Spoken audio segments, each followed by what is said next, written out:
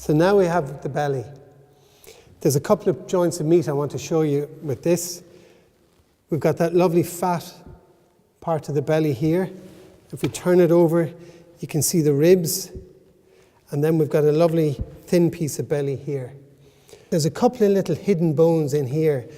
And just feel them around. They're more cartilage than bones, but just try and get them out. So it's just underneath there, you can get them. So I'm just going to go in after him. So again, I've the knife kind of tilted up and I'm following that bone right through it. And the trick here is to leave the meat on this part instead of the bones. Again, I'm just feeling as I go along. So we get a lovely rack of ribs there. Beautiful. Beautiful for barbecuing. Cured, they'd make lovely, just boil them up. And they're kind of traditional. Now we're left with the belly itself. The fat bit, I love to just cut off like this, and I think it's a lovely roasting piece. As it thins out, you can see the fat and it just thins out. That's where I kind of take my lead to cut it, right there. What I want to do with this bit is just score it again. Follow it down like that. And this makes carving much easier. And again, you can just rub salt into the cuts. And you get lovely crackling. So that's finished like that. And I think the best way to cook this, you just rub this lightly with salt, some dried thyme, some dried sage, into a slow oven, 140 degrees. I'd leave it in there for 3 hours. And basically the fat will melt, the meat will tenderize completely, and you'll get a beautiful crackling on here.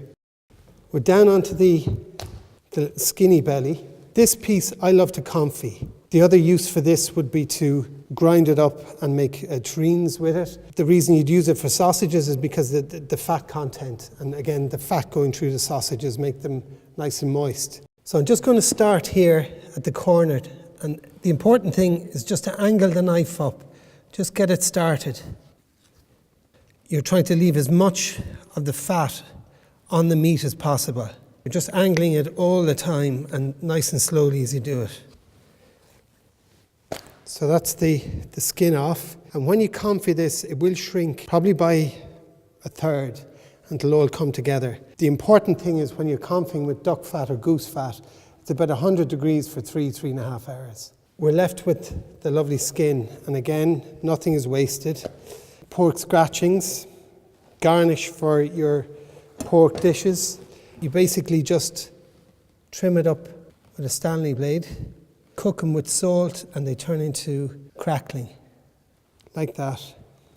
On a tray, salt them gently, another tray over them, and cook them very slowly for about an hour. And the skin blisters, it bubbles up, it gets very crunchy when it gets cold. It's beautiful. So from the belly, I've got a lovely roasting piece that I've just cut down. I have a lovely confiting piece. The smaller part is for the confiting. I've got the spare ribs, and then of course we've got the skin for scratchings. The full belly, if I'm to talk to you about curing a full belly, this part was traditionally cured, a dry cure. It was cut in half, rubbed with salt, and they'd put it in wooden boxes. They'd stack the meat on each other. This process was done for about 5 days, and then the meat was ready, it was cured. Streaky rashers came from this part as well. This is sliced very, very thinly, and that's where we get the famous streaky rasher from. So if you are going to buy pork and bacon, make sure that it's from a Bord Bia quality assured supplier.